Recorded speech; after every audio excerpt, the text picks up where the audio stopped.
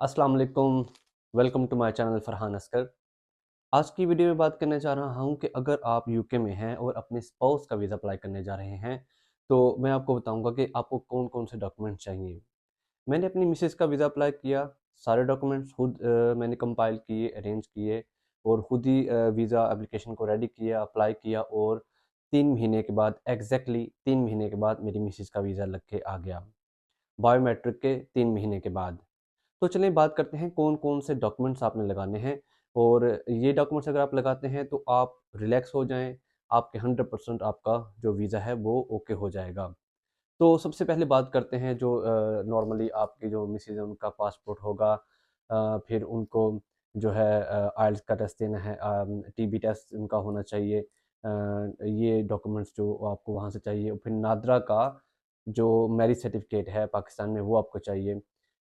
आपने वो सर्टिफ़िकेट कहीं से टेस्ट नहीं कराना है, ना कहीं फॉरेन अफेयर्स से टेस्ट कराना है, ना कोई कहीं किसी जगह से टेस्ट कराना है।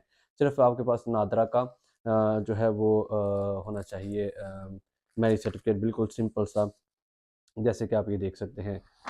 आप यूके में हैं और अगर आप ईयू सिटीज़न हैं, जैसे कि मैं ईयू सिटीज़न हूँ, यूके में रहता हूँ, तो मैंने शो करना है कि मेरे पास राइट टू वर्क है।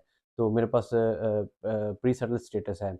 अगर आपके पास सेटल्ड स्टेटस है, आपने वो लगाना है, या अगर आप परमानेंट रेज़िडेंट है, आपने वो लगाना है।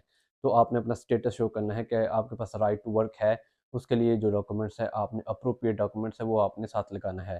फिर इसके साथ आपने लगाना है जो आपका नेशनल इंश्योरेंस नंबर है होता है, वो उसका डॉक्यूमेंट्स आपने साथ लगाना है। ठीक है। फिर आपने जो टेनेंसी एग्रीमेंट है वो साथ लगाना है।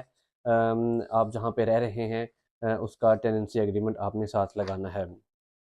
फिर बात करते हैं जहाँ पे आप रह रहे हैं, आपने उसका हाउस सर्वे कराना है।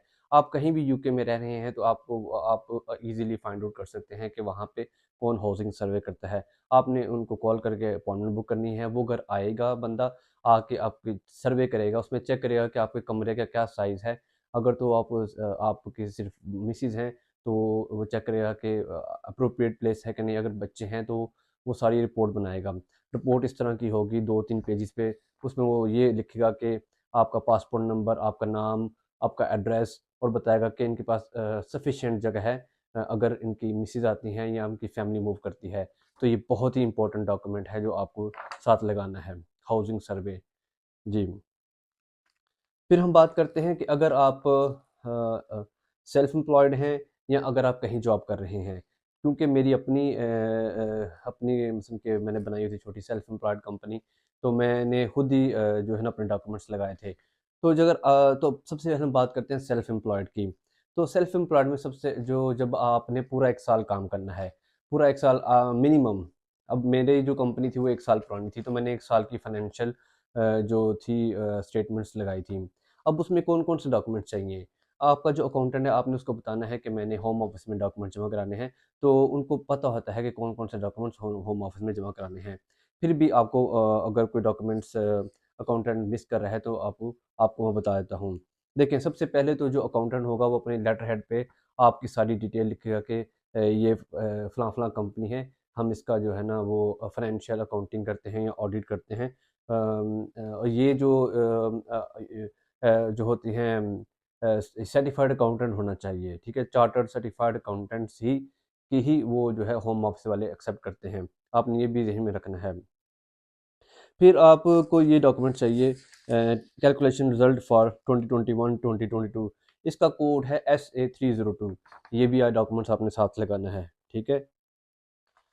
फिर एक और डॉक्यूमेंट्स है, ये है यूटीआर, ठीक है? HM revenue and customs. इसमें टोटली आपकी सारी डिटेल अकाउंटेंट लिखता है, आपने पूरा साल कितना काम किया, कितना खर्चा किया, कितना आपका टैक्स कैलकुलेट हुआ और कितना टैक्स आपने कब पे करना है। ठीक हो गया। और फिर इसके बाद एक और डॉक्यूमेंट्स है जो आपने साथ लगाना है अगर आप सेल्फ एम्प्लॉयड हैं। जी, ये देखें, अकाउंटेंट आपको ये डॉक्यूमेंट्स तैयार करके देगा। ये देखें, ये 2 सफ़ों का पेज होगा। ये अकाउंटेंट आपको समराइज़ करेगा कि अकाउंटेंट अपना इंट्रोडक्शन देगा कि हमारी कौन-सी कंपनी है, कौन-सी अकाउंटेंट फ़र्म है और इस बंदे का एड्रेस क्या है, कितना, और जो है हम अप्रूव करते हैं इसके अकाउंट ने चेक किए हैं। ये एक सर्टिफ़िकेशन कह लें आप एक तरह की, ठीक है? फिर आपने, अगर आपकी सेल्फ एम्प्लॉयड कंपनी है, तो आपका यूटीआर नंबर होगा, ठीक है? तो वो यूटीआर नंबर का भी आपको होम ऑफिस का इस तरह का पेज होगा, जैसे कि ये देख लें, ये भी आपने साथ लगाना है कि आप की जो सेल्फ एम्प्लॉयड रजिस्टर्ड है उसका आपके पास सर्टिफिकेट होना चाहिए, जो कि आपने लगाना है। फिर जब आपकी कंपनी, जैसे कि मेरी कंपनी है, उसने 1 साल पूरा काम किया है, तो अब जितना टैक्स बना है वो उसका भी मैंने डॉक्यूमेंट्स लगाना है कि इस साल मैंने इतना टैक्स पे करना है। अब देखिए ये मेरा टैक्स ईयर है, ठीक है?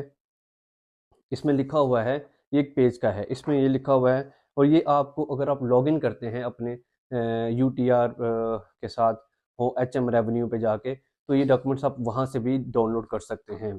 इसे टैक्स ईयर ओवरव्यू कहते हैं। डाउनलोड करके ये डॉक्यूमेंट्स आपने ज़रूर साथ लगाना है, ठीक है?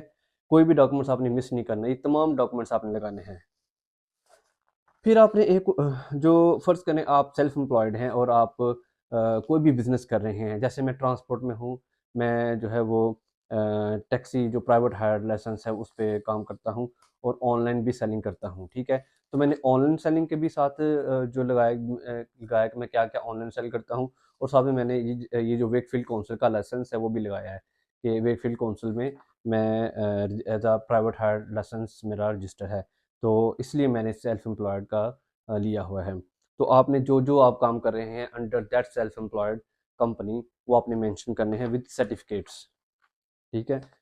तो ये हो गया आपका सेल्फ एम्प्लॉयड के डॉक्यूमेंट्स। तो देखें कमोबेश 5 से 6 डॉक्यूमेंट्स बन गए हैं, ठीक है? जो आपने साथ लगाने हैं। ये आपने ज़रूर साथ लगाने हैं। अगर आप ये डॉक्यूमेंट्स इसी तरह लगाएँगे जैसे मैंने आपको बताया है, तो 100% आपकी जो है ना वो वीज़ा के चांसेज़ हैं। कोई आपको ऑब्जेक्शन का कोई चांस नहीं। अब बात करते हैं अगर आप जॉब कर रहे हैं। अगर आप जॉब कर रहे हैं तो आपने 6 महीने की पे स्लिप लगानी है। जहाँ पे जॉब कर रहे हैं उनका जो रिकमेंडेशन लेटर है वो आपको जहाँ पे जॉब कर रहे हैं वो आपको लेटर लिख के देंगे कि ये बंदा हमारे पास काम कर रहा है, इसकी इतनी सैलरी है और ये एनुअली इतना कमाता है। अब और आपने ये भी शो करना है कि अगर आपकी मिसेज़ आ रही हैं, वो अकेली हैं, तो आपने ये शो करना है कि आपकी जो फाइनेंशियल रिक्वायरमेंट है 18,600 पर ईयर वो आपने पूरी करनी है। तो आपकी सैलरी इतनी होनी चाहिए साल की 18,600, ठीक है? ज़रूरी नहीं कि आप पूरा साल काम करें, 6 महीने की पे स्लिप आपने ये रिक्वायर्ड है, ठीक है? तो अगर आपके साथ एक्स्ट्रा एक बेबी भी है जिसका अपनी वीज़ा इकट्ठे अप्लाई करना है तो आपने ये ज़हन में रखना है फिर ये 18,600 से ऐड करके 3,800 भी आपने इसमें ऐड करना है। तो फिर आपकी जो फाइनेंशियल ईयर की जो रिक्वायरमेंट है वो 18,600 प्लस 3,800 ये मिला के आपकी जो है वो रिक्वायरमेंट होगी। वो तो फिर अगर इसके बाद आपके और भी बच्चे हैं तो फिर 2,400 आपने उसमें ऐड कर लेना है, ठीक है? तो इस तरह वो ऐड होता जाएगा। पहले बच्चे का 3,800 उसके बाद 2,400 फिर 2,400, 2,400, 2,400 इस तरह आपने अपना जितनी भी अर्निंग कर रहे हैं, आपने होम ऑफिस को ये शो करना है कि अगर तो एक पर्सन है तो एक बंदा आ रहा है, मिसेज़ आ रही हैं तो 18,600 आपकी ईयर की जो इनकम है बिफोर टैक्स होनी चाहिए। अगर बच्चा साथ है तो 3,800 उसमें ऐड हो जाएगा 18,600 में।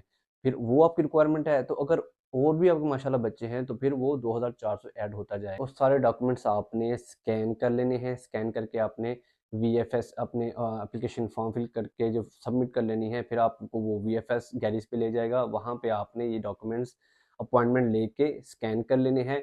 अगर स्कैन नहीं करेंगे तो ये सारे डॉक्यूमेंट्स जो एप्लीकेंट है वो वहाँ पे जाएगा जिस दिन बायोमेट्रिक है, वहाँ पे जाके वो अपने बायोमेट्रिक देगा, डॉक्यूमेंट स्कैन करवाएगा, उसका आप अलग पैसे पे करेंगे। तो बेहतर है कि आप खुद इसको अपॉइंटमेंट लेने के बाद स्कैन कर लें।